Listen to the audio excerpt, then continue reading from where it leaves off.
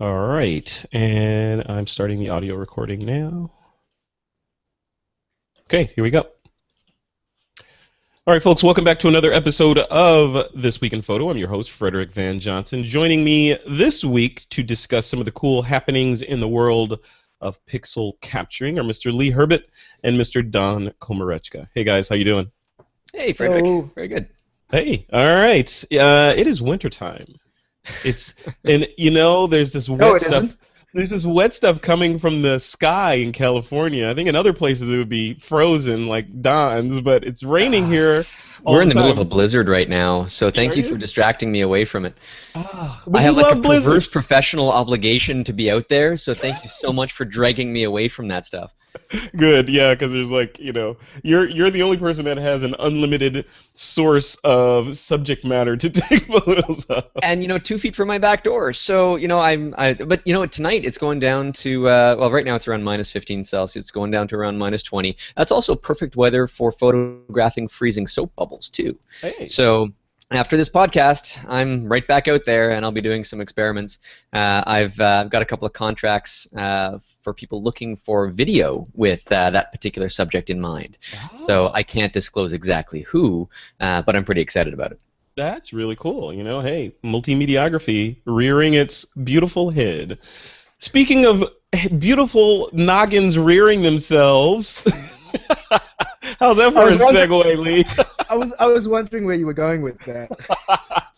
Mr. Lee Herbet on the job here, part-time Superman, part-time dad, rocking his kid back and forth there while podcasting. That is a first for This Week in Photo, Mr. Herbet. Thank you for coming on, man. And they say men can't multitask. I love it. You're doing it well. Let's see if the baby wakes up during the show. How about that? Wait, he is awake. Oh, he's awake, so you got a good baby. Look at that. Wow, lucky you. Well, yeah. Well, let's see how we go. All right, let's see how it goes. So, Lee, what's been going on with you, man? Oh heavens. Well, it's not freezing cold here. I might just grab the surfboard and go out for a bit of a swim later on because it's. It is fire season in Melbourne. So, like last week, for example, I stupidly was out shooting a wedding in 42 degrees Celsius temperatures, which I think in Fahrenheit that's about 110. Mm, So Jeez. that was a bit warm. But Yeah. yeah. Yeah, we don't have that problem right now here. So, Yeah, that's yeah. we get maybe one day that gets close to maybe 30, 35 in the summer here. I've never been in the 40s, so I don't envy you at all. Uh, Come down and hey, visit. Bring a bathing costume.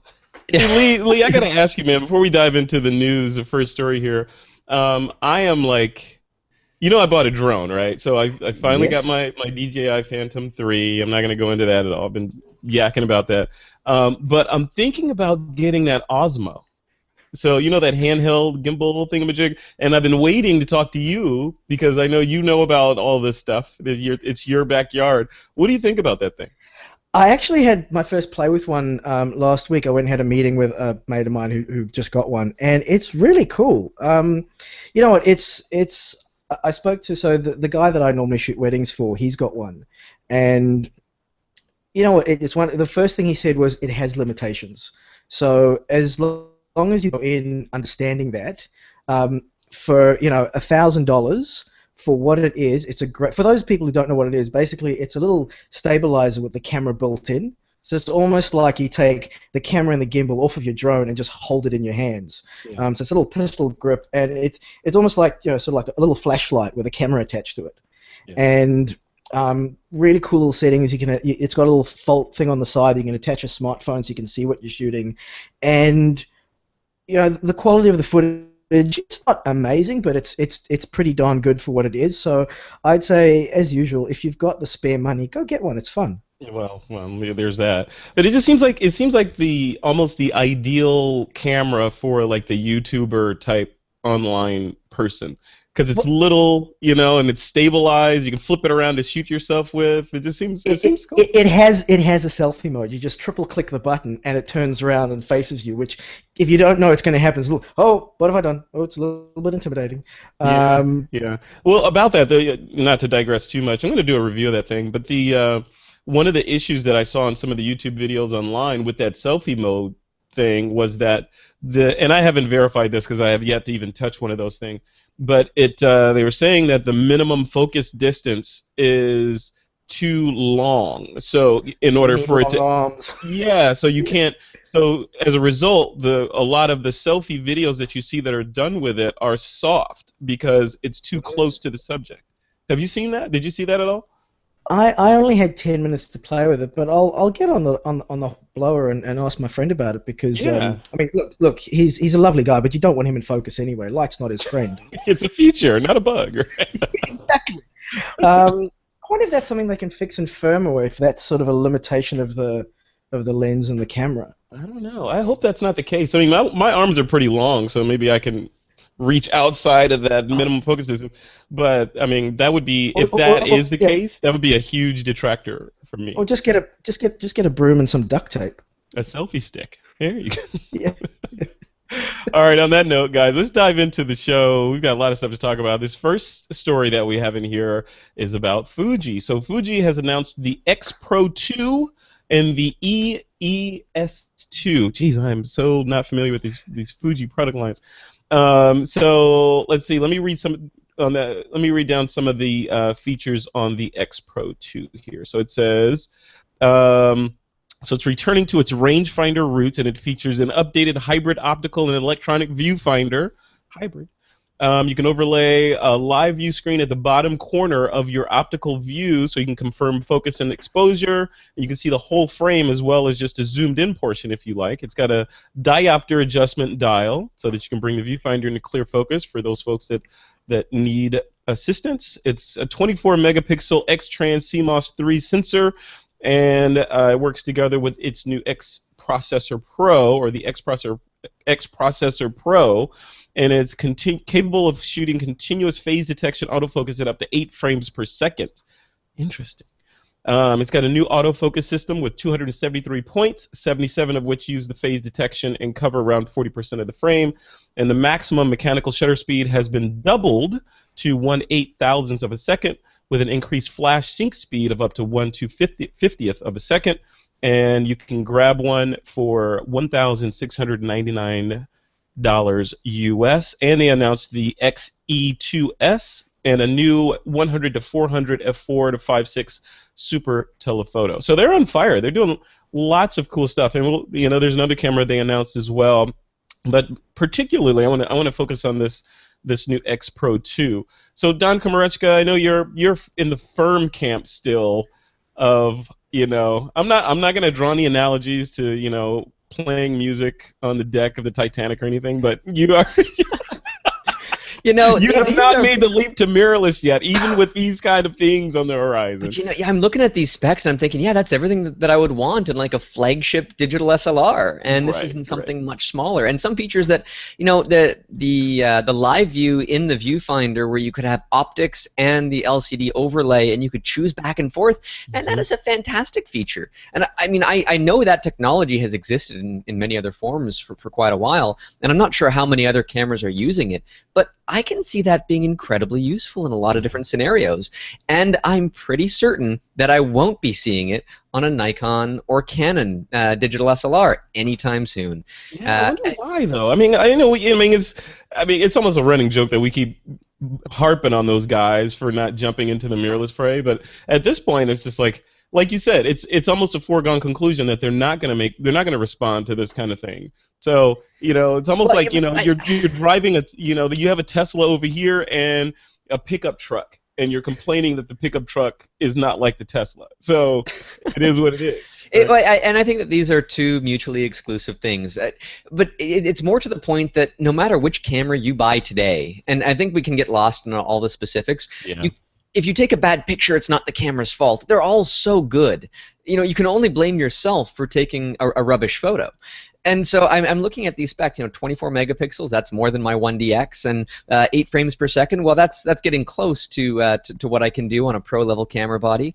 It's got more autofocus points, and it's got a price tag that is a fraction of the price tag of what I paid for my camera. Now, Yeah, it's like a of course, lens. It's like one of your lenses, isn't it? yeah, well, and Canon, I mean, Nikon just announced, of course, their D5 and the 1DX successor. The rumors are coming through the woodwork here with some confirmations back and forth, but there hasn't been anything to really wow me, at least to sway me away from looking at what Fuji and Sony and all of the real innovators in the industry are bringing to the table right now.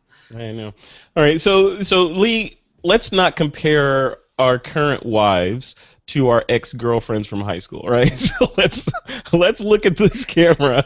Not to their faces, no. Not to their faces. They were having beers in the pub or something. So this camera at face value, the X Pro 2, and you heard those specs of it. I mean, when you saw this, does this make you like, okay, it's time to jump into the Fuji camp, or what do you think of it? It's fortuitous timing, because I actually was talking to someone at Fuji this morning, and they're very excited about this camera. Yeah. And I did a review. I've put a link in the show notes already. Late last year I did a review of the XT1, which is kind of what this is sort of replacing, or at least sort of superseding. And Fuji does some beautiful stuff. I mean, their cameras. First of all, I love. I'm a bit of a snob, so I love the look of them. They've got the nice retro kind of old style kind of look. And I love dials. I love manual controls. I don't want to go into a menu. I want to be able to do stuff on the body, and they've got more dials than a space shuttle. Yeah. So I love what Fuji's doing. Unfortunately for me, I'm a video guy, and their video is not great. But if I was on this one, it's 1080. I think I read it's 1080 at 60 frames per second is the max that you're going to get out of it, right? And that's and that's if you're not doing. I'm doing the inverted commas thing. The professional video. They don't have any sort of log format, or the bit rates and all that kind of stuff. It's not as efficient as like the Sonys or other systems. But as a stills camera, oh man, like my wife studied photography, and I had the XT1 for about 6 weeks, and I gave it to her for a month of those 6 weeks because I couldn't get it back. Wow. Yeah. And this camera, like for example, the first thing that you had in the notes here, the second thing in the viewfinder, where you can bring up the little zoomed in window on the side to check your focus, like little touches like that just when you're out shooting, it makes your life easier. So I know I'm gushing all over this thing, but seriously, as a stills camera, the Fujis are really great. And one of the things that Fuji was telling me about this one this morning was, and it's not cleared up yet, but so you can get an adapter, put Leica lenses on this, and built into the software is actually lens compensation. So for chromatic aberrations and things like that, like you do in Photoshop, it will do it in camera now. Will it detect a Leica lens, or because you've got to have? Well, this is what, like I said to them, is this for all lenses? Like you just get an adapter for Canon or Nikon or what have you? And they were like, Leica. And I was like, so it's just Leica? And they went, Leica. So they were a bit kind of, they weren't and they were answering, if that makes sense. So I'm not sure. But yeah, so with an adapter, it's very easy to get a Leica lens onto this camera, is what I was told. You have to try it in the store or wherever to see what the limitations are. But still, I love this. That's the thing I love about this stuff, guys, because it's these kind of innovations. And I was just saying this on another podcast earlier today. But it's these kind of innovations. You think you have these cameras, like you have this. Like I'm shooting Lumix gear, and you guys are shooting whatever. But you have these cameras. When you first get them, you're like, what more could I ask for? I mean, this has more capability than the capabilities of this hardware exceeds my abilities as a photographer right now. And then, a year later or whatever, you get these other features that you're like, okay, I gotta have that now because, I mean, to flip it on this head, I love this camera too. To flip it though, like what the people that have the previous camera, was the XT1 or the predecessor to this camera. Are the features, and Don, I'm going to aim this at you.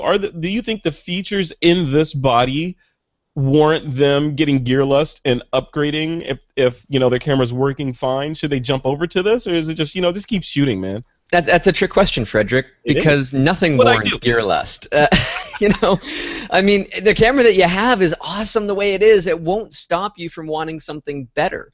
There's nothing to stop that. And so it just, the problem is, where will you spend your next photography dollar? Will it be on a new lens? Will it be on a new camera body? Will it be on software or accessories or tripods? Whatever it happens to be, you're going to be spending that money on something photographically related. Would it be in your best interest to buy a new camera body if you've already got a great one? I'm going to say no. I'm going to say take some money, invest in an area of photography that you've never explored before. Get a camera converted to infrared. Buy a tilt shift lens or a fisheye lens or something just completely off the mark that you haven't played with yet. And one day with that, you'll gain so much knowledge, creativity. It'll be like rediscovering photography for yourself. Instead of buying a camera that is just an upgrade on what you've already got, yeah, on the surface, you might get higher quality digital results, but it's the creativity that really makes a photographer. So go down that road. Sage words. Lee, what about you? I mean, you're going to say the opposite. I know you. You have permanent gear lust. You're like, go buy it. Go buy it. You need it. You need it. I think if you've got the XT1, you should sell it really cheap to me and go and get this new one. Yeah. No. You should give the XT1 to me. What am I thinking? I know. Give. There's a G word. I don't know. This is crazy. So another piece of news that was in this announcement was that Fujifilm is expanding the range of lenses with the longest X-mount lens yet. It's the XF, that 100-400 f5.6. Now that lens that we mentioned earlier, it's weather sealed, it's super telephoto, and it will extend to around, basically it's a 600 millimeter lens in its full frame equivalence, and that's going to be available for just about the same price as that body. So this is $1,900 for that, whereas that new X Pro 2 is $1,700. So interesting numbers, especially when you contrast these numbers with DSLR prices of years gone by, right? Because you used to look at Nikon D4s and whatever. I'm not sure what the D5 is priced at right now, but it's in the $3,000-4,000 range, right, for the body only. So it's a different dynamic for, albeit like we're saying, pickup trucks versus Teslas, and maybe that's not a fair comparison, but let's say Teslas versus some other high-tech awesome car, competing against each other with completely different purposes, but with a price difference of 50%. So I don't know. It's making the issue of not moving harder. I don't know. What do you guys think? I'm entrenched in my current outfit. I mean, there's gear that I use. The glass thing too. Don't forget the stickiness of the glass. I do a lot of extreme macro photography, and Canon makes an exceptional lens for that. Mm-hmm. And even Nikon and Sony and nobody else makes a lens of that equivalence. And I've got a ring flash that mounts perfectly on the front of that lens, right? And so that if I were to take all of that gear and try to adapt it to another camera body from another manufacturer, it just the pieces don't fit together properly. So I'd need to find a perfect solution, or at least adapters that work perfectly with another manufacturer, and I can't see that happening. Just recently I announced a poster that had taken me 5 years to produce with like 400 different snowflake images on it. Oh, you mean that one that I purchased? That I'm having framed right now? Oh, yes. Perfect. Yeah. I had to measure all of the snowflakes on that particular print, right? And that was painstaking work, but it required the lens to communicate to the camera body what its magnification factor was set to.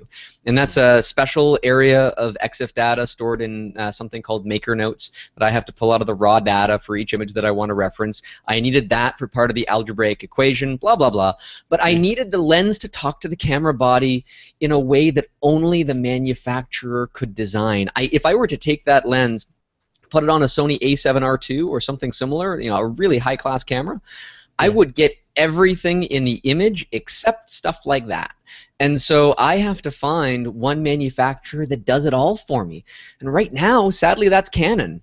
Unless Canon comes out with a really kick-ass mirrorless system, or they just sort of blow me over with the 1DX successor that rumors are a February announcement is coming up for that.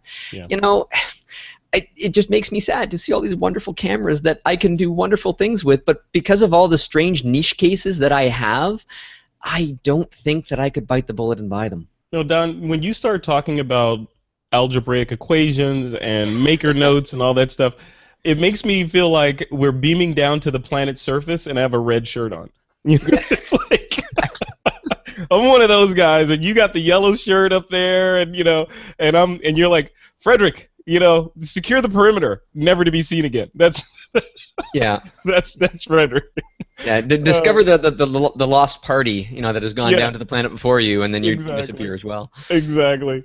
I don't know, Lee. You take it from a different standpoint. Just to keep the conversation on switching costs, right? So you've got a ton of video gear, and like I said, like I like to say, you have a camera that you outfit with an Iron Man suit when you go out to shoot, right? So do the switching costs and seeing these new pieces of gear, are the switching costs higher for you than, say, a normal, mortal?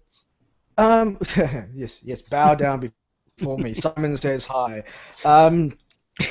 Well, I mean, when I switched from Canon to all the other systems that I switched to and finally settled on Sony, I was using all still stuff. I've only recently moved up to sort of owning bigger cameras I would rent, but now I own the nice Sony FS7. So what I would say to people, if you are thinking of switching over and the cost is seeming like a really big deal to you, you don't have to do it all at once. So, for example, like Sony helped me get over the line. So when the A7S first came out, I don't know if they were doing it in other geographies, but in Australia they were doing a promotion where you would buy the Sony A7S and they would give you a Metabones adapter of your choice for free. Oh, that's for free. Nice. For free. Well, it was bundled in, I'm sure. Trust me, they made their money. But, so there was, you get a voucher and you send it in and you get an adapter sent in. And I think that lasted for about 3 months. And I think that was genius because, if I looked at that and went, oh, look, I've got to buy the camera body. I've got all Canon lenses. So either I've got to switch over to Sony lenses, which is going to cost me a fortune, or I've got to buy, a $400 or $500 adapter. That's not cheap either. Whereas they made it easy because it's like, look, buy our camera, we'll give you an adapter so you don't have to buy any new lenses. You can keep using the lenses you've got. Mm-hmm. So I would say to people, look, if you are thinking of making the switch, if you got the money, go for it, do everything right away. But if you don't have the money but you do want to make the switch, do it gradually. Get a body, get an adapter. You don't have to get the fancy, expensive adapters. If you are okay with manual focus, you can get dumb adapters which are like $30, $40, and just give it a go. Get started, and you could do it over this period of a couple of years to switch over all of your stuff. And then also you can I know a lot of people that have switched, they've kept their Nikons or their Canons as a little safety blanket for the first year or so, just in case. Yeah. And after a year of those things just gathering dust, they kind of go, I should probably get those for sale somewhere. Yeah, no, I'm in the same boat. So I haven't been able to force myself to get rid of my Nikon gear. So I still have all my Nikon gear in my glass, but it's been gathering dust, and I haven't shot with it, and it's got to be going on 2 years now. So wow. It's been a while. I don't even know if the batteries will hold a charge anymore. So I should probably pull them out and do a run through of that stuff. All right, guys, let's move on to the next story. Story number 2 is about our friends over at GoPro. This is a sad story. So the company just announced that it will be cutting its workforce by 7%. That equates to roughly 700 people after seeing big declines in the sales of its action camera over the past year or so. Their annual revenue has grown 16% to $1.6 billion in 2015, but they saw a big drop in revenue in the fourth quarter. The company is expecting revenue of about $435 million for the quarter, far less than analysts were expecting, and about 30% less than the $634 million that it brought in the fourth quarter the preceding year in 2014. So all that to say that things aren't as rosy as they were a couple of years ago in the action camera GoPro space when everyone had one. Everywhere you look, I mean, there are kiosks in all three airports here in the Bay Area that sell GoPros. I mean, they're everywhere. So I'm interested to know your takes. Lee, we'll start with you. Like, what's your take on this decline? Is the whole glow of action camera, the whole idea of being able to capture yourself skiing and water skiing and all that stuff, is that allure gone, or is it because of the deluge of competitors like Sony and all these other guys that are jumping in with highly capable and sometimes even superior action cameras? What do you think? I'd say it's the second one. I'd say to begin with, it's a challenge for GoPro because I think they've sold a camera to everyone on the planet. Yeah. Pretty much, I've done a fair bit of traveling over the last couple of years, and you see GoPros, like people who you would never think of. Like it's almost become like a point and shoot for tourists because it's easy to carry, it's easy to take photos, it's easy to get on those infernal selfie sticks, and so I think to begin with, they saturated the market, so it's difficult to grow when you've kind of sold one to everyone. But I think also the challenge is that there's a lot of cheap knockoffs around now, and I don't think they've differentiated themselves well enough for people to go, well, I should get the brand name, which is GoPro, as opposed to a cheap knockoff. Like, I don't think they've made a good story about why I should go with the brand name as opposed to a knockoff.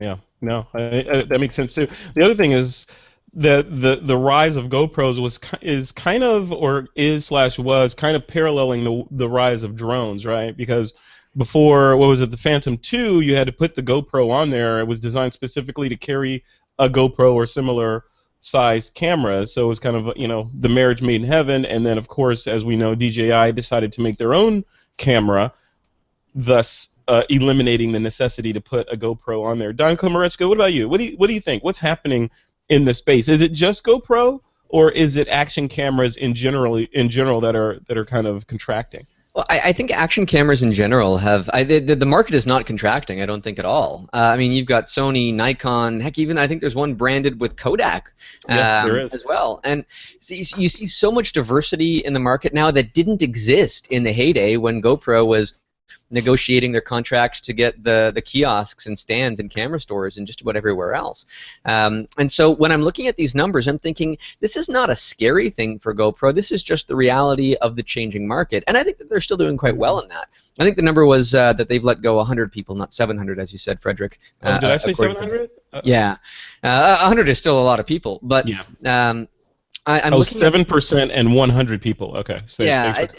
But I'm looking at these numbers and I'm thinking, with the amount of competition that has arisen from so many other sources, it looks like GoPro is still holding their ground. I mean, they're slimming down because they realize this competition is there. And to echo what you guys have both been saying, if you had a GoPro from 5 years ago, do you really have a reason to buy a new one today? I mean, if you already have one, the technology has not advanced sufficiently where you feel like your existing equipment is limiting you. It's not a luxury item, and I say that kind of loosely with air quotes, like your best camera will be. Like you're lusting after the next digital SLR or mirrorless or whatever it happens to be that's on your wish list. The GoPro is always going to be a secondary thing. And so if it doesn't give you something that completely revolutionizes what you already have, you're not going to buy it. And that's not just for GoPro. That's true for every action camera on the market today. Yeah. Yeah, I mean, I don't know. I mean, I think you hit it right on the head. It's, what do you say? It's, what you both said is it's saturated, right? So it could be that the market is saturated, and like you said, what's the point of getting something new if the one that I have, and they aren't cheap either. I spent good money for this one. Why should I upgrade? So because look at the price point, because for that price you could buy a really good mirrorless camera and potentially 2, maybe even 3 lenses if you're looking for variety on the cheap end. And how much more usefulness could you get out of that compared to a GoPro? Yeah. Probably it's more flexible as a piece of gear, and the mirrorless cameras are getting smaller and smaller. So it's not just that the action camera market is saturated and competing with itself. I think that the mirrorless market is taking a bit of an edge out of it as well. Yeah.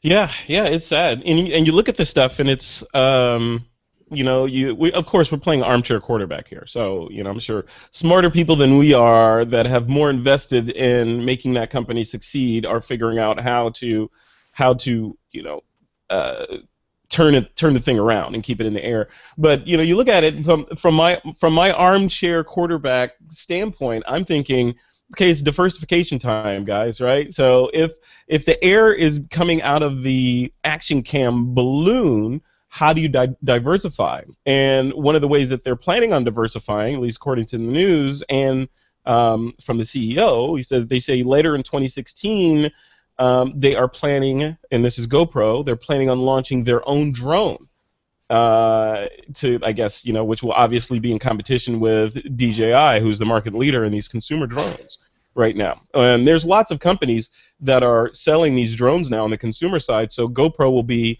another company that enters into that space, albeit with a really, really strong brand and a really loyal customer base. So I don't know. Lee, do you think the drone, moving into the drone space right now in 2016, can save GoPro or at least kind of level it off? Well, as you said, there's much smarter people than us, so I'm Yeah. really not sure. I did read another article about this where apparently the CEO said that they felt that one of the big factors towards this was their initial pricing for the cheap GoPro that they brought out, because their cheap one, I think it started out at about $599, and over a period of weeks it dropped to $499, $299, I think eventually $199, and they felt that, he sort of came out and said, I admit I made a mistake, we came out too high, like if it's cheap, $599 isn't cheap, or $399, whatever it was, and they dropped the price quite significantly, but it was kind of too late, they'd missed the Christmas rush. In terms of coming out with a drone, wow, has that horse bolted? Because it's particularly after this last Christmas, there's so much out there from a whole bunch of different manufacturers. So power to them, but I really don't see how.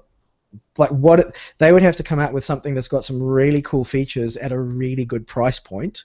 Yeah. To be competitive Which is not outside of the realm of possibility. No. I was thinking about this earlier. I was thinking about, because I have this drone, and I was thinking, and there's a bunch of really cool drones out there, all different form factors and capabilities, and DJI is no longer the only game in town.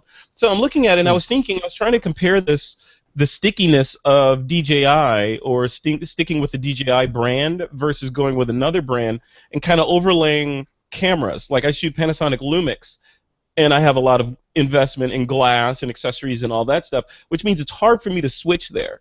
But on the drone side, it's not that hard to switch, right? So I mean, when you buy a drone, yeah, they're expensive, but if you feel like you want to sell your drone and move to another one, there's not a whole lot saying, okay, well, I have all these drone lenses and accessories that go with this one drone, so I can't switch. The switching costs are much lower with the drone if you want to move over to something, and that might be a good sort of way for GoPro to tackle the market, saying, hey, come over to us. I don't know. What do you think, Don? Well, they would have to come out with a product that is it like a super high class item, like Lee had said, something that goes toe to toe with the best that DJI has, if only just from a branding perspective, to make them known as a quality purveyor of such devices. But at the end of that, will people buy it? Well, they've got to have a value proposition at that high end and at a lower end. You've got to have the brand and the quality that people that rave about in reviews, how awesome this particular drone is, how it's better than anything else on the market, and then of course to sell that and a less expensive one for people that are aspiring but don't have the budget for the big one. To do that, you need a lot of money. GoPro has it. I mean, their revenue, they can go into product development for something that really hits the mark. They better do it soon, though, because if the trend continues with the action cam market, they won't be in a position to sort of shift gears much in the coming years. Yeah, it's interesting. Regardless, this is the point where these companies get really innovative, right? They start, it's the crazy Ivan time. Right? They're gonna do something really interesting to bring the focus back onto them and away from the the stock price and layoffs and all that. So I don't know. I'm excited. I'm excited for this whole thing because you look at this stuff, and now we have all this stuff to get excited about as photographers. We've got these mirrorless cameras, of course. We've got even changes happening on the DSLR front. We've got aerial cameras. We've got handheld gimbal stabilized cameras. We've got all this stuff to make images with that Lee gets to spend all his money on. So, Well, wasn't there a drone displayed at CES, prototype success or not, that you could actually ride in, and then you could carry your own camera with you there? So if you're a diehard photographer and you want a drone, well, then that is the drone for you. Well, I don't know. We talked about that on the show, and it's a long ways off, so it's not here yet. They showed a prototype, and secondly, I believe the flight time was similar to the flight times you get with consumer drones like the Phantom. So, like 20 minutes, in the air, which is kind of cool. It'd be cool for like a ride for a second or two, but if I'm gonna fly around in something, I want a couple hours, an hour at least in the air before I have to, and I can't imagine how long it takes to charge that thing up to get. Yeah, really. Well, as battery technology improves and as all of this tech surrounding all of these gadgets that we are constantly lusting after continues to get better and better, you know what? We're going to have the best of everything in the next decade. And at that point, we will still wait for the next great thing. It's not like that race is ever going to end. You know what I'm thinking? That little human that Lee is over there rocking back and forth, that's the benefactor of all the stuff that we're beta testing right now. Well, so. You know what? I think about that quite often. Where I look at stuff that I shot with my family, 10 years ago, and like my wife and I were watching something. She's like, "Oh my God, I tell this is old because it's in SD format. It's not in widescreen." And we can tell right away today, 10 years ago, what the technology is. Imagine like when he's 20, he'll be like, "You had to watch things on flat stuff, like you didn't have holograms. What? Right. What was wrong with you people?" Yeah. No. By then it'll be, what was it? There was a science fiction series. I think it's on Netflix called what is it? Black Mirror. Have you guys seen that? No, I haven't. It's on my to-watch list. You have to watch the series. All right, TWiP listeners, stop whatever you're doing, pull over to the side of the road, pull out your phone, and star, bookmark, whatever, Black Mirror if you have Netflix. This series is ridiculous. The only caveat that I give you is don't judge it by the first episode. So, the first episode, I'm not going to give it away, but it has to do with pigs. But let's just get past the first episode. And the reason I bring that up is because they paint this interesting future where there's many of the technologies that we have today have gotten to the level of just like human integration, where screens in your eyes and things that pop up automatic. It's just crazy, and it's one of the best or the most well done science fiction series that I've ever seen, and that says a lot. It's kind of like a hybrid between Her. Remember Her? So that movie, Her, with Joaquin Phoenix. So Her and Ex Machina. So it's got that kind of real world, gritty, hipster feel where science fiction is secondary to the overall plot. So it's really interesting. That's gonna be my pick of the week anyway. So I'm just gonna go ahead and preempt my pick of the week because I can do that. All right, guys, let's move on from this drone talk and get into our third and final story. So this is about Tyler Shields. He's a photographer, a celebrity photographer, and we'll link to this story in here. So basically, without going into too much details, I hate talking about these stories that when there's a lot of he said, she said, and subjectivity in there. But the gist of this is it looks like he is getting inspired by other people's work to the extreme. So you look at that. So basically, they had an example of a shot, and a shot that he did versus a shot someone else did, and there are certain similarities in that shot. So I wanted to bring it up to you guys, to this panel, to talk about what is creative inspiration versus copying versus that whole notion of there's nothing new under the sun. So Lee, what do you think? Did you see the two pictures that we're comparing here, and was it a blatant copy, or is it just, hey, I was inspired and I wanted to try something like that? I had a very interesting, yeah, I was very interested to look at the article because I sort of read the blurb and then I thought, oh, how obvious could this be? And quite frankly, if it looks like a duck, if it acts like a duck, if it's got a little name that says, "Hi, my name's Duck, I'll be your server tonight," it's a bloody duck. I love it. See, Lee Herbet cuts right to the bone. None of that political tap dancing, none of that stuff. It's like, if the thing looks like a duck, it's a duck. Come on. And there's a few of the shots where I kind of go, oh, like I'll give him, okay, well, look, it's similar, but it's far enough that like he hasn't copied. But most of them, he's copied the photos, Yeah. and like you say, people get inspired. Like I do that. Like I'll see a movie and I'll go, oh my, like wow, I love the way that they've composed that shot. I've got to remember how they did the lighting with that because I want to recreate that lighting in a shot. But I'm not going to have the exact same scene. I'm going to copy the style. Yeah. So, and again, everyone's got their own lines where they think, this is okay and this isn't okay. So, in my line is, I think it's okay to look at a style and go, wow, like I love the color grade that cinematographers use, and I love the way that they've, revealed the scene from over trees or something like that. But I'm not going to go and find the exact same trees and reshoot the shot and change the color a little bit and go, oh, no, it's completely different. Like in the article, the guy apparently says that he doesn't look at anybody else's work. Oh. Yeah, that's what got me right there. Yeah. I mean, Yeah. it's Yeah. one thing if you say, okay, well, I'm inspired by a lot of different people, but to blatantly deny it and then having such obviousness to everything, it just drives me crazy. Like I'm looking at some of the shots, and like you said, Lee, some of them, like a woman in curlers smoking.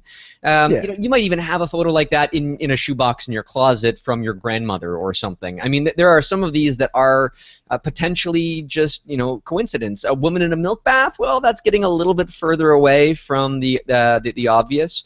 Scrolling through this list, there's people kissing in front of a train. Yeah. Well, how many pictures of people kissing in front of a train or a subway car are there in the world? There's probably a lot. But, somebody with a fake eyeball in their mouth making a lip puckering kind of thing, or a woman that is being chased by a biplane in a field. Yeah. I mean, yeah. This is just like, this is a fingerprint, and you are copying it so exactly. And you know what? I'm reminded actually of a case that went to court a couple of years ago in the UK of where a photographer took the exact same style and roughly the same location and same subject matter of a double-decker bus that was you had a big band and a lot of stuff in the background, and it was selective color, so everything was black and white, but the bus was red. And the framing was different, so like it wasn't an exact copy. It was more different than a lot of these ones are. Yeah. But the judge decided that it was copyright infringement all the same. And so, I mean, what do we do? I'm looking at some of these images here by names that I recognize, like Anne Leibovitz, and I'm afraid that I don't recognize some of the names of the original photographers that are really awesome, and I should probably study up on them. Yeah. But they should sue him, is what I'm saying. I mean, I don't know if they'll succeed or not, but the Professional Photographers of America should kind of go up in arms here to say, okay, well, you've got somebody that is doing some blatant, I want to say almost destructive work. I mean, But what do you do? I mean, they're not. Devil's advocate here. Looking at these shots here, obviously they're inspired, and in some cases just blatant copies. I'd be pissed off if I was the original artist and I saw someone recreate this thing that I had this awesome epiphany and I wouldn't created it. Now somebody's just gonna parasite onto it and make their own work. So yeah, I feel that. But on the legal side of it, it's different. I mean, it's almost like, remember the whole idea of rappers sampling music from old songs and remixing it into their songs. It becomes a new piece at that point, and he's not doing a Shepard Fairey and taking someone's work and remixing it. He's taking their idea and redoing it with his, albeit the same kind of non-creative approach to it, but it's still different, right? yeah, I've got an idea. What do you say we copy every one of his images, change the color slightly, and have an exhibition called Copy of a Copy? We could do that. Legally, you can absolutely do that. Well, legally in the U.S., I guess. I mean, in the U.S., yes. Story in the U.K., I mean, that set a precedent over there. I don't think that there's any such case that would ever get through the courts in the U.S.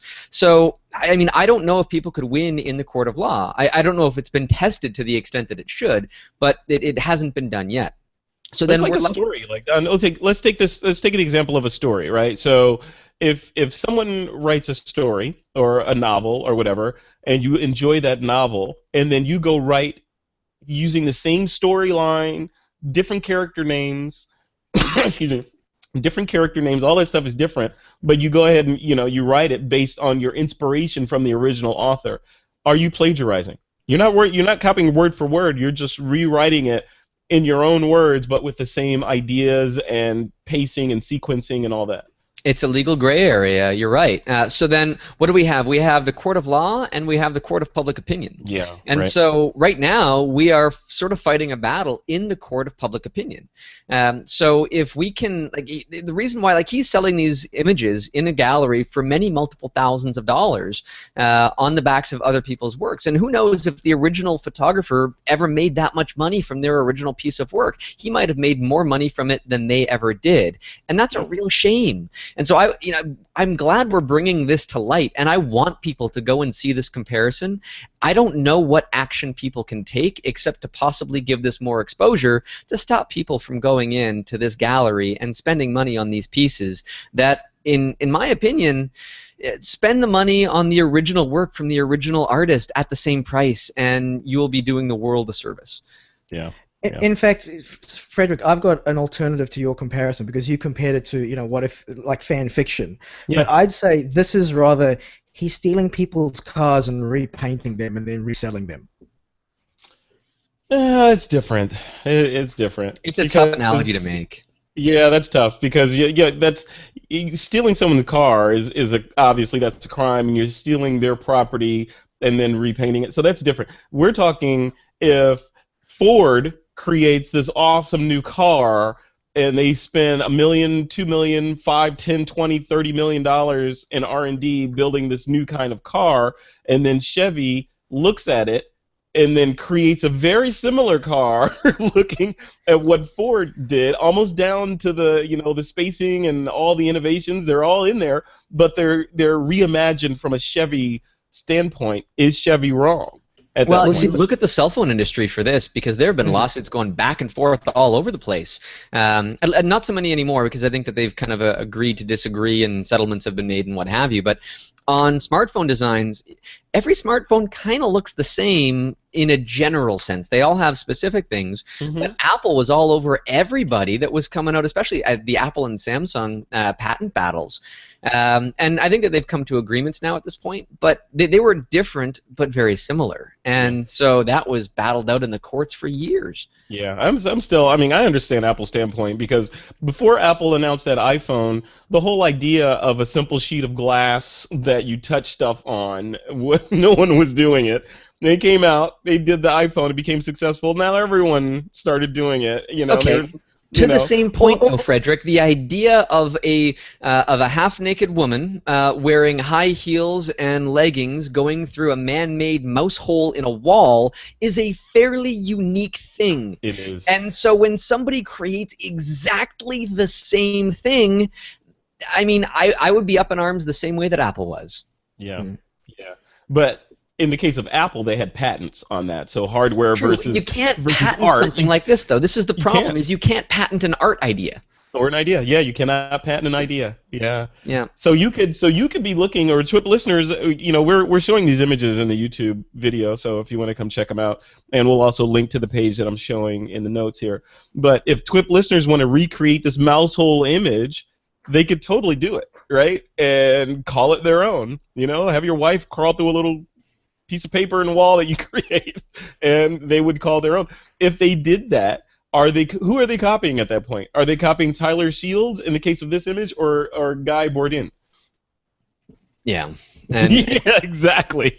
Well, I mean, look, it's different for different products. Like you say, you can't compare it to a car.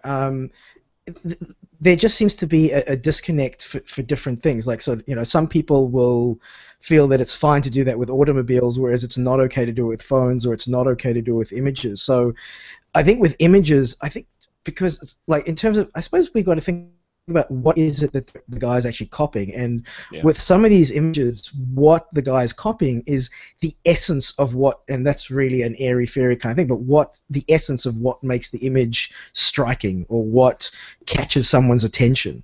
Yeah. So, it's one of those things, like, if you copied one element, okay, but if you've copied everything, it's like, well, I suppose for my thing, it's like, I think people just expect creative people to be creative, and this seems like very lazy and inverted commas creativity.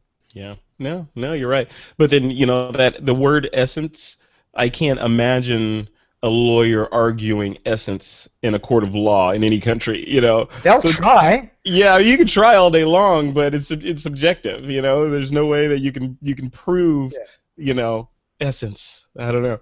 It's interesting. I mean, yeah, like you guys said, in the court of public opinion, obviously it's it's a ripoff. But legally, I don't know.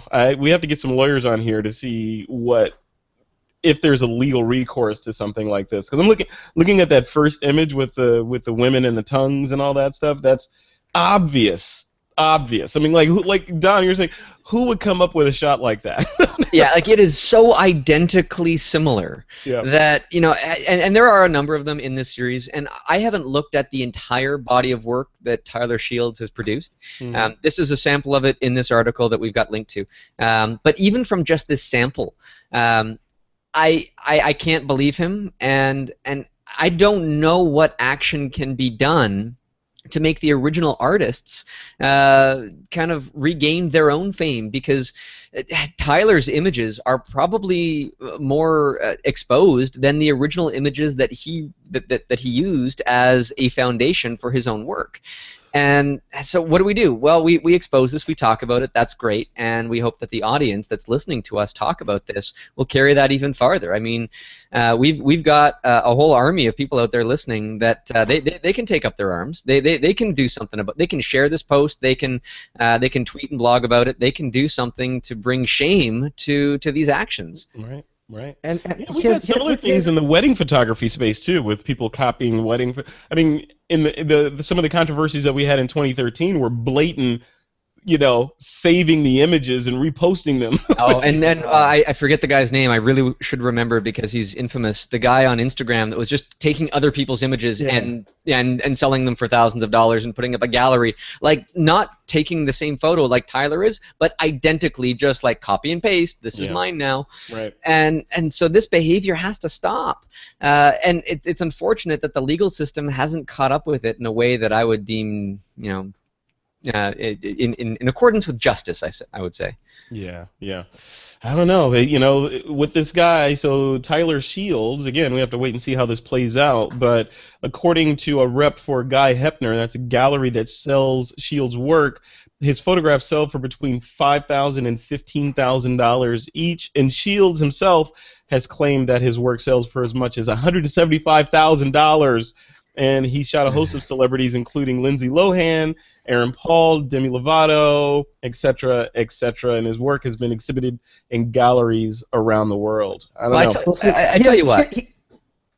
I was just gonna say, I wrote about the entire process that I've gone through for photographing snowflakes in a book that I've published, and if you buy that and you follow that, you will create almost identical work to my own, except the subject matter that you're photographing is inherently unique to that particular subject that you found in front of your camera, and I don't mind that one bit.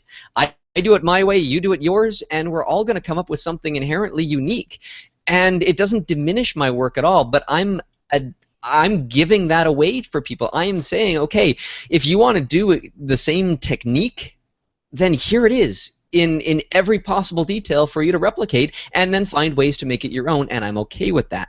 That's one thing. But to have just I'm repeating myself. I'll stop. Okay, so on that topic, I was gonna say, on that topic, Don, what if someone creates an awesome grid poster of snowflakes that is, in terms of the technical competency and spacing and everything the same as yours. But as we know, the rumor has it that no two snowflakes are alike. So his work, obviously, his or her work is going to be different than yours. Is it copyright infringement at that point because they decided to do and you wrote a book on how to do it, as you say? So would they be if somebody wants to put 2,500 hours into doing exactly the same thing, go for it. Well, I've got a question. Would we care so much if it was some guy selling these in a flea market for $10 each, as we care so much because the guy's making a thing load of money from it? Yeah, I don't know. I personally would care on principle. If I were to see somebody bootlegging stuff, I find that a crime. Equally is this. The bigger crime here, though, is that the audience that the sort of the replicated work is getting beyond what the original may have ever received, or at least in modern times. I mean, I'm seeing some of them. The picture that I had just previously mentioned with the woman in the mouse hole, the original image was done in 1979, and the audience for that would probably have been much, much smaller than today. True. And so now the image that's being shown off and being sold is getting far, far more exposure than the original, and the original is getting absolutely zero credit, not even a mention that it's being that was the influence or the inspiration for this new work. Would that help? I mean, would you guys be happy if he did that? If he had, created these images and at the bottom had in a really tiny font or something, or in the caption even said, inspired by Annie Leibovitz or something like that. Would that help at all? I think it would, actually. It would be a start. I mean, you might say inspired by them and have that posted. That might make the original artist even angrier. I'm not sure. It depends on the person. But what it would make their lawyers happier. Yeah, what it would do is it would devalue the originality of his work, and he wouldn't be able to sell it for the prices that he's selling it. So maybe that would be a good thing, but I'm still not happy about the whole idea. No, I agree. Yeah, it leaves a sour taste in my mouth. And I'm looking at that first image, so maybe that's why.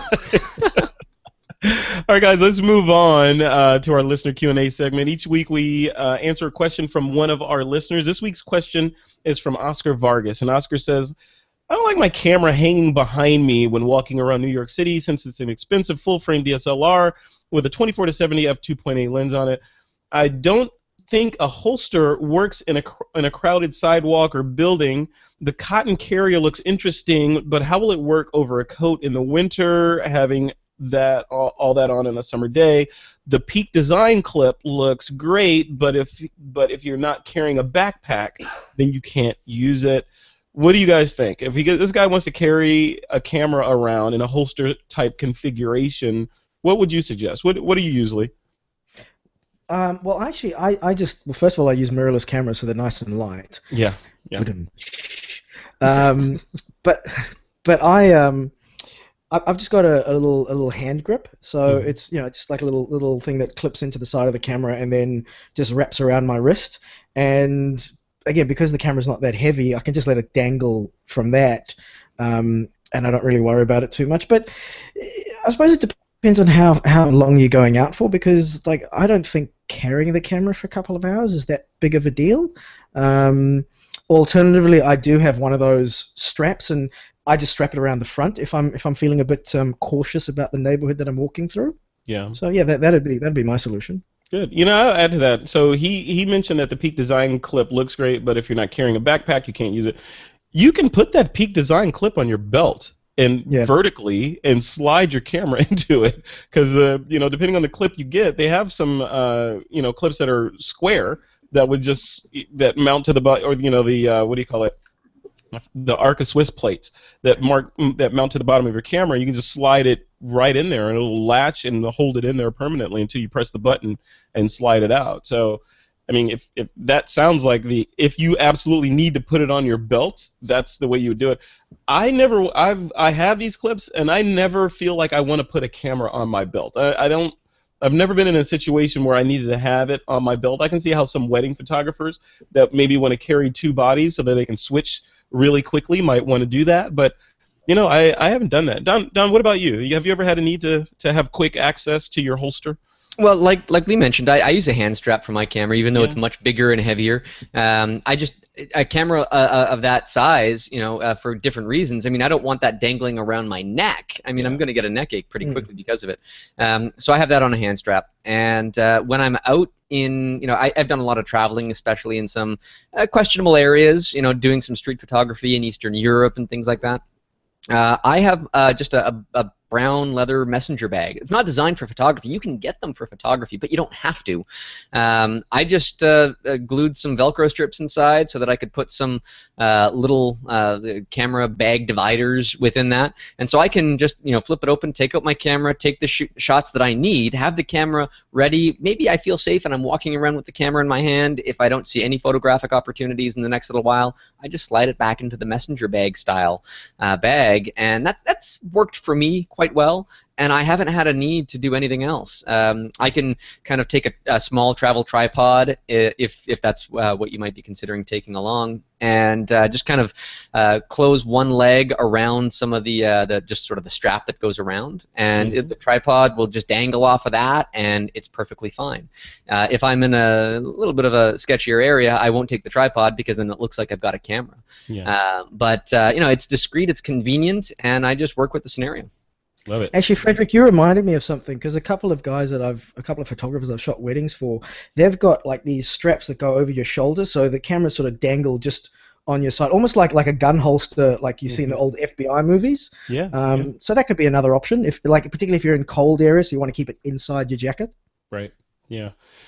Yeah, I remember those days. I think I still have one of those holsters as well, and it's like, walking around like a gunslinger. You just ready to go. I'm not sure that would work quite well in cold weather if you're constantly taking the camera out of the jacket, because not only are you going to inconvenience yourself by being cold, but if you're putting it right next to your body heat, maybe you're sweating because you're walking, it will be the heat and the moisture, and your lens will start to fog. So the next time you take it out, you might have a fogged up lens. So if you're looking for something sort of outside of the winter wear, the messenger bag has worked for me. It's not a solution for everybody, but again, Oscar's having a hard time finding a solution here, and rightly so. Mine works for me. Everybody's got their own way to do it, so maybe maybe our advice will help him kind of choose his own path. No, it seems like there should be like a, I don't know,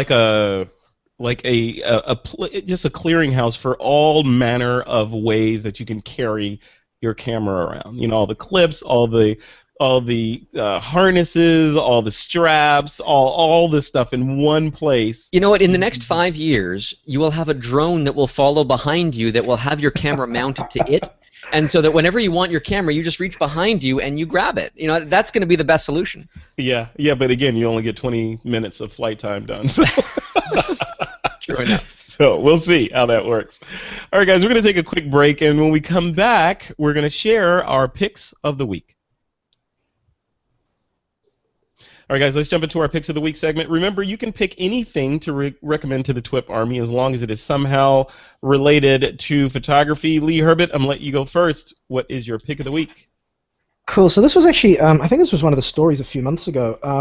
This is by a company called Breakthrough Photography, and they're a little startup in San Francisco, and they make filters. And they make this ND filter called the X3 that they claim has zero color aberrations or any sort of color casts when you're using it.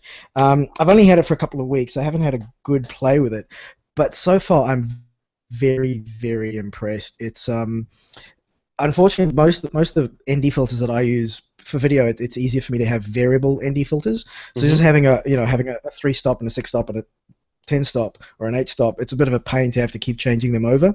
But yeah, they sent me over the 8-stop, and I've been using it on a couple of time-lapse shoots that I've had, for long exposures and stuff. And I'm very, very impressed with the costs. With the results. So yeah, have a look at it. I think they're anywhere from $79 to $104 depending on which size and model you get. And they've also actually just started making circular polarizers, so I'm keen to have a play with one of those as well. But yeah, I'm really, really impressed with it. So yeah, if you're in the market for an ND filter, have a look. Nice. All right. Can't go wrong with the ND filters. That's an essential part of your kit, right? So, and it goes to us, we being recorders, photographers, right? So recorders of light, being able to control the exact amount of light that comes in your lens. What about Lee? What about polarizers and that sort of thing? Do you have those in your kit as well? Yep, yep. So, particularly for the video stuff that I do, a lot of corporate stuff, they love skyscrapers, and skyscrapers have windows. So, yeah, being able to shoot through glass, yeah, gotta have it, gotta have it. Kill the reflections. Cool. All right, perfect. We'll link to that in the show notes. Don Komarechka, what about you? What's your pick of the week? Before I get to mine, I just want to echo what Lee was saying. Breakthrough Photography, they had a Kickstarter campaign for both the ND filter and their soon-to-be released and currently shipping to backers circular polarizer, which is on the way to me right now. So I haven't had it hasn't arrived yet, but when it does, I'll take a look at it. If I like it, I'll buy their ND filter, because when I'm doing work outside, I do a lot of landscape work as well as my macro stuff. I don't like using a variable ND filter because it inherently polarizes the scene. It's cross polarization effects and what have you. Yeah. So if you want to have a little bit more control and a little bit more quality, if it at least says it's great, well, maybe that's enough for me to just go and buy one right now. But I'm going to wait until I get my hands on their circular polarizer as well. So, but my pick is not really photography related, but kind of branding related in a sense. I found that in order to sort of stand out in a crowd in the photographic world, but in the business world in general, I mean, you have to kind of have a style all your own and a touch of class in certain ways. And I got these a little while ago. This is just a sheet of paper, but this sheet of paper has a custom watermark put into it. And if I can take a little flashlight here and kind of move this over, you might be able to see that there is. I see snowflakes in there. Yeah. Yeah, you see a snowflake on the page itself, and so the page, like it's just a white piece of paper, but if you were to hold it up to the light, you would see that. And so you can take an image or a logo or something that defines you as a business or as a photographer, and you can pretty affordably get it onto a sheet of paper. Now, I've been known to do crazy, like I print my invoices on this stuff so that it just gives it that extra sense of quality for I'm asking people for money, and I'm a very high quality kind of establishment here, but. I mean, I've got an antique typewriter, and I type out letters on that thing. And then, so how many times have you gotten a letter in the last little while, Frederick? A handwritten letter? You mean not a bill? No, I mean like either handwritten or something on a typewriter or something not computer generated. Yeah, well, I mean, around the holidays I get a lot because, all the Christmas cards and all that stuff flow in. But I can't remember the last time I got a letter that was handwritten, folded, inserted into the envelope, licked, stuck together, stamp on there, If you want to make an impact, if you have something to say to somebody and you want them to listen, I mean, sometimes it's just the old school way that nobody ever does anymore, and do it right. I mean, I've got an embossing seal and a fountain pen and all of these things. If I want somebody's attention, there are many ways for you to get it. I used a company called the Chicago Watermark Company, and their website is horribly antiquated, but give them a call on the phone or send them an email, and so it cost me, I'm going to say, about $50 more than just regular reams of paper to get custom watermarked stuff. That's cool. And so, I mean, for the cost and the amount of times that you use it, that's a really fun thing to have in sort of your business marketing kit as a photographer. If you're trying to make a business of it, you're a small business person and an entrepreneur, so hopefully some people can find that useful. I think you should kick it up a notch, Don Komarechka, and go with the wax seal that kings and queens used to use. So I've got an embossing seal. It's probably hard to see on the video, but there is a little bit of a seal on the actual paper itself. Here's my embosser. So I can make the indentations with that. Cool. There. I don't have a wax press, but that's a great idea. Maybe I should get one of those too. Yeah, the wax press is so that you can make sure that only the intended recipient has opened the letter, right? So, and then you could have them delivered by the Black Crow or something. I will put that on order, and I'll find somebody that makes deliveries by carrier pigeon. There you go. Cool, man. Good. And yeah, make sure you put that link in there to the company that you had that done at. Will do. So my pick of the week is, somewhat self-promotional. So I'm speaking at the Out of Chicago conference coming up this year. I believe it is in April. I hope so. But it's out of Chicago. Obviously, it's going to be in Chicago, and I am doing a number of talks there and a number of photo walks, as well as after-hours hangouts and all that kind of fun stuff. Chicago is my home city, so if you are interested in coming, here's a code for you to knock. I think they're knocking $100 off for TWiP listeners, and that code is twipchicago, all lowercase. So twipchicago will get you into this event, and you can save enough money to buy me a drink in Chicago when you come and hang out with me. So yeah, please check it out. And there's a ton of other speakers there. It's almost like a TWiP host extravaganza. I think the lineup that they have there is reminiscent of a year in TWiP. So definitely go check it out. If you like TWiP, you'll definitely like the show. You can meet some of the hosts that do the show in person, shake their hands, and we're going to be recording an episode of TWiP from that show. So in front of a live audience, as opposed to a dead audience. So we're gonna record a show directly there, and you guys will be taking listener questions directly from the audience and all that. It's gonna be a lot of fun. So yeah, so please check it out. That's my first pick. My second pick is based on okay. So when I first came back from Vietnam, we did a show on travel tips for photographers. And I was telling the guys, I think Valerie was on the show, I forget who else was on the show, but they were saying that, I was saying that one of the biggest issues there was doing laundry. Because I brought a bunch of underwear, but you go through your underwear quickly when you're traveling, right? And you have to do laundry, and it's a pain in the ass, literally. So, so they recommended these underwear called ex officio underwear. So from this last trip that I went on to DC, I decided, okay, I'm going to do an experiment. Throwing myself to the wolves, I ordered 2 pair, and that's all I took with me. 2 pair. So I'd wear 1 pair during the day.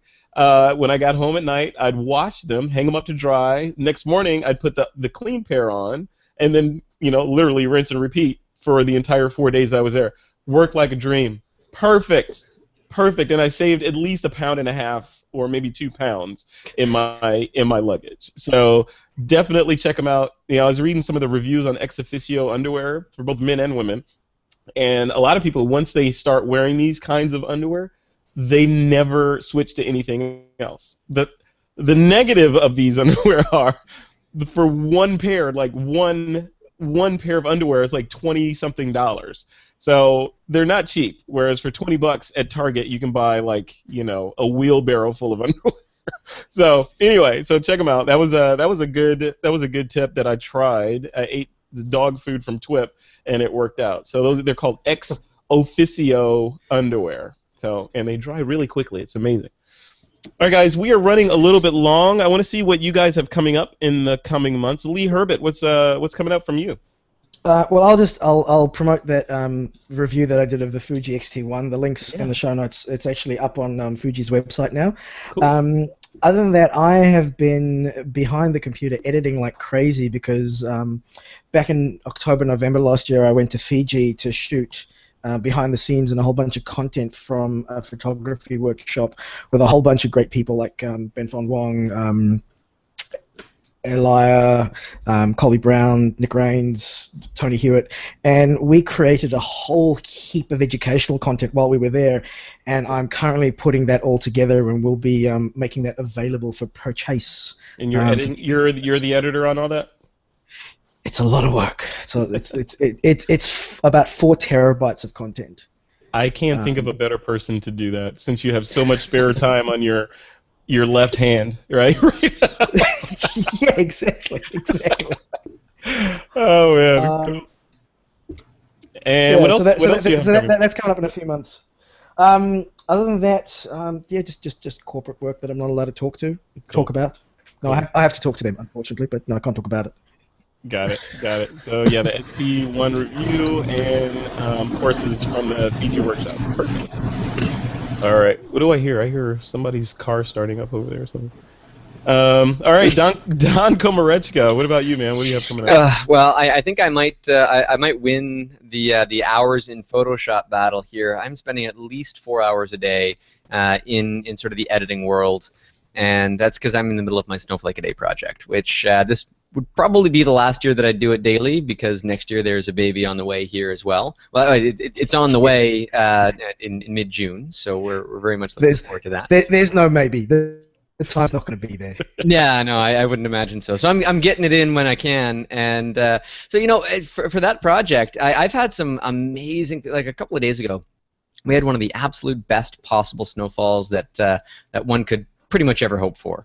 And so this is, I just want to do a quick share of, this is the snowflake that I had posted today, which is a design that I'd never really seen before, and I spent most of this morning editing this. And so it's it's pretty fun to see what can fall from the sky. It looks like a moon base or something. I know, eh? And normally we're just kind of cursing and shoveling it off of our driveways in our cars, at least in this part of the world, Frederick. So yeah, those are the challenges I've been facing, and it's been taking up a lot of time. I've done a couple of workshops here recently, and I will have some more on the docket very soon. I plan on having some coming up in late March and April, and those you can find all about at DonKom.ca. Lovely. Perfect. Cool. And what I have coming up this week is, as we record this, so we're recording this on the 18th of January, 2016. So this weekend on the 23rd, Saturday at 2:15 p.m. in the afternoon, Pacific time, I will be co-hosting the new Screensavers show over on the TWiP network with Leo Laporte. So if you are interested and you are at a computer or something, please swing by and check it out. You know, if you've seen that show at all, they've got a live chat running and all that goodness, and that show is really, really, really well produced. So please, TWiP listeners, come in there and support Frederick, because I'm going to be nervous sitting there next to the man himself, the king of the This Week In universe. So come check me out. That's going to be on the new Screensavers, and that's on January 23rd. At 2:15 p.m. Pacific. I'll heckle you in the chat there, Frederick. Please heckle me. Bring it on, man. Bring it on. I can take it. I'm press trained. All right, we are at the end of another episode of This Week in Photo. I want to thank our sponsor, FreshBooks, for their support of this show. Without them, we would not be able to keep the lights on. And also be sure to check out our website at thisweekinphoto.com. We will link to Lee's and Don's social presences, their website, their Twitter, all that stuff in the show notes for this episode. So please head over there, check them out. Follow them, link to them, like them, all that good stuff. And with that, it is time to take that lens cap off, I think.